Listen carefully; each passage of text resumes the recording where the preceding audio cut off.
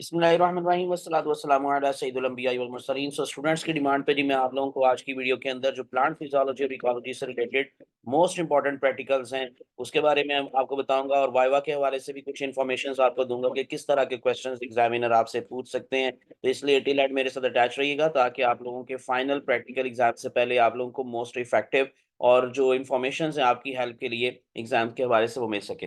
तो मैं आपको लिए चलता हूँ जी, जरा ये यूनिवर्सिटी की वेबसाइट पे मैंने उनका जो सिलेबस है वो आप लोगों को दिखा रहा हूँ। वो अपलोड करके ये जो है वो डाउनलोड करके रखा हुआ है, तो आप लोग इसको वहां से जाके डाउनलोड कर सकते हैं आसानी से। So bot 207 and bot 207 L, L का मतलब लैब।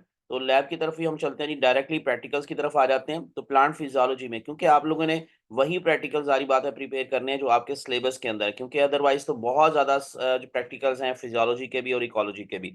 तो अगर हम देखेंगे तो हमारे सिलेबस में टोटल 7 प्रैक्टिकल्स लिखे हुए हैं प्लांट फिजियोलॉजी के। लेकिन जारी बात है कि जो अब आप लोगों को उस वक्त एग्जाम के अंदर दिया जा सकता है, यानी कि उसी वक्त आपने जो परफॉर्म करके दिखाना होगा, तो वो कौन कौन से हो सकते हैं। तो नंबर 1 पे लिखा हुआ है determination of Uptake of water by the swelling seeds when placed in sodium chloride solution of the different concentration. तो यह जारी बात है कि ये आपको दिया जा सकता है। इसमें आप लोगों को मालूम है कि जैसे वो हाइपोटोनिक, हाइपरटोनिक और आइसोटोनिक का आपने कॉन्सेप्ट पढ़ा होता है, तो उसके अकॉर्डिंग आप लोगों ने इसको अटेम्प्ट करना है। इसके अंदर आप लोगों ने रिजल्ट्स बताने होते हैं कि अगर हम लोग उसको सोडियम क्लोराइड की डिफरेंट कंसंट्रेशंस के अंदर रखेंगे सीड्स को, तो उसका इफेक्ट क्या होगा, क्या पानी अंदर आएगा, क्या पानी बाहर जाएगा, इस तरह की जो चीजें हैं। और स्पेशली इम्बाइबेशन का जो प्रोसेस है वो भी इसमें स्टडी होता है, तो ये दिया जा सकता है प्रैक्टिकल आपको।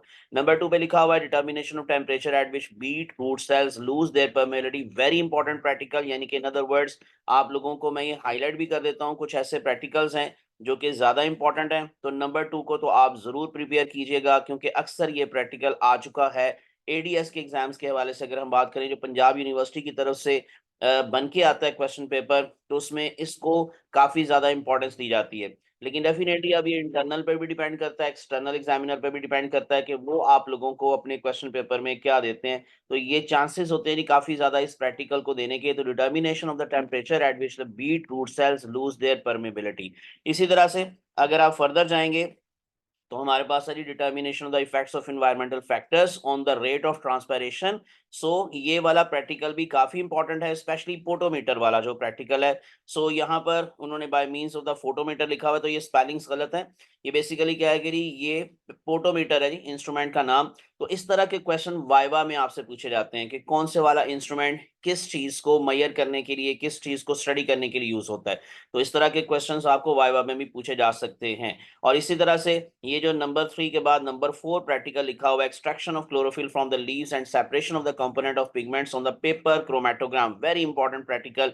इसमें आप लोगों ने सिंपल वो वॉटमैन फिल्टर पेपर चाहे आप ले लें, उसके ऊपर आप लोगों ने ये जो क्लोरोफिल और इसके अलावा जो डिफरेंट पिगमेंट्स हैं उसका क्रोमेटोग्राम बनाना होता है। और आप लोग सबसे सेंटर में क्लोरोफिल बी को देखते हैं, उसके बाद फिर ए होता है, ए होता है, और उसके बाद फिर ज़ैंथोफिल, और उसके बाद फिर कैरोटीन। तो ये पूरा एक सर्कल बनते हैं। तो ये आपका काफी इंपॉर्टेंट प्रैक्टिकल है। तो ये जो मैंने हाईलाइट किए हैं नंबर 2, नंबर 3 एंड नंबर 4, सबसे पहले टॉप ऑफ द लिस्ट आपने इनको प्रिपेयर करना है। उसके बाद जो नंबर 5 है study of absorption spectra using spectrophotometer. Spectrophotometer क्योंकि जरा काफी एक्सपेंसिव इंस्ट्रूमेंट है, मोस्टली कॉलेजेस की लैब में ये ज्यादा नहीं पड़ा होता, इसके चांसेस वैसे भी कम होते हैं, तो इसको चाहे आप थोड़ा इग्नोर कर सकते हैं। नंबर 6 पे लिखा हुआ है extraction of amylase from the germinating wheat seeds and study of its effect on starch breakdown, very important practical। तो ये 4 ऐसे प्रैक्टिकल्स यानी प्लांट फिजियोलॉजी के जो कि आप मस्ट प्रिपेयर कीजिएगा, क्योंकि इन्हीं में से ज्यादा चांसेस होते हैं प्रैक्टिकल आने के। नंबर 7 जो लिखा हुआ है effect of light and temperature, तो ये चाहे आप इग्नोर कर दें। तो मैंने जो 4 हाईलाइट किए हैं, नंबर 2, नंबर 3, नंबर 4 और नंबर 6, तो इनको आप लोग प्लांट फिजियोलॉजी के हवाले से मस्ट जो है वो प्रिपेयर करेंगे। उसके बाद अगर हम चले जाएंगे जी नेक्स्ट वर्ड हमारे पास है इकोलॉजी का पोर्शन। तो इकोलॉजी के पोर्शन में आप लोगों को उसने 5 प्रैक्टिकल्स दिए हुए हैं, determination of physical and chemical characteristics of soil. अब इसको जरा समझ लें कि ये आप लोगों को किस तरह से प्रैक्टिकल आ सकता है, क्योंकि अगर इन केस आप कहेंगे कि इफेक्ट जो फिजिकल और केमिकल कैरेक्टरिस्टिक्स, तो उसमें एक तो ऑर्गेनिक मैटर वाला है लेकिन ज्यादा जो दिया जाता है सॉइल से रिलेटेड प्रैक्टिकल, वो आप लोगों को दिया जा सकता है सॉइल टेक्सचर पर।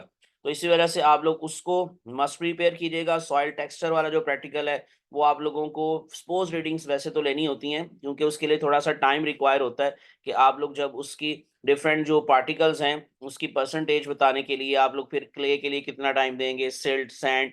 तो सबसे पहले सैंड जो है वो सेटल डाउन होगी और उसमें हाइड्रोमीटर यूज होगा।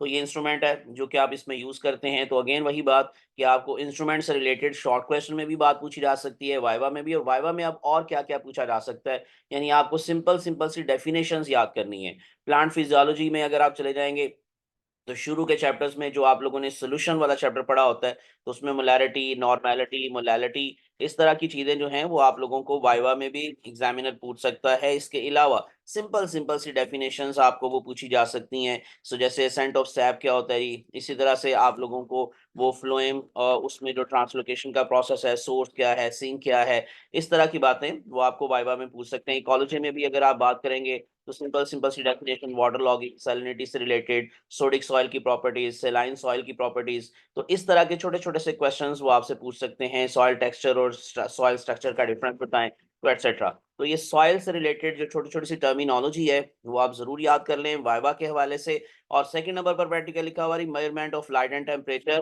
तो इकोलॉजी का ये ज्यादा इंपॉर्टेंट नहीं है। Number 3 very important practical, measurement of vegetation by the quadrat and line intercept method. तो ये आपको काफी इंपॉर्टेंट है। ये जो थ्योरी का पेपर होता है उसके लिए भी इंपॉर्टेंट होता है, क्योंकि ये लॉन्ग क्वेश्चन में अक्सर आया हुआ है। और ये प्रैक्टिकल आप लोगों को दिया जा सकता है जो कोऑर्डिनेट मेथड वाला स्पेशली प्रैक्टिकल है, मेजरमेंट ऑफ वेजिटेशन।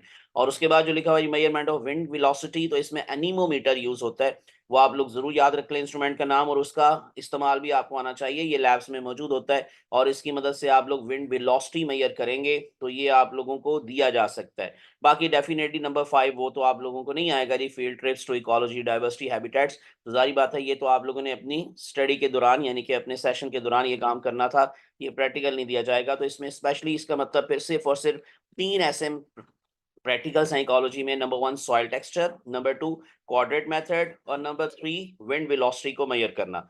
तो ये थी कुछ डिस्कशन जो मैंने आप लोगों को बता दी। वाइवा का भी मैंने आपको कुछ बता दिया है, हिंट दे दी है। बाकी एग्जामिनर की मर्जी होती है, वो पूरे सिलेबस में से कुछ भी पूछ सकते हैं, लेकिन छोटी छोटी सी डेफिनेशन बस याद कर लें तो यही आपके लिए फायदेमंद हो सकती हैं। तो यहाँ तक की जब बातें काफ़ी आप लोगों को हेल्प मेरे ख्याल से मिली होगी। तो आप अपनी प्रेपरेशन को जारी रखें। अल्लाह आप सबका हामी नासिर हो। मुझे अपनी दुआ में याद रखिएगा। अल्लाह हाफिज़।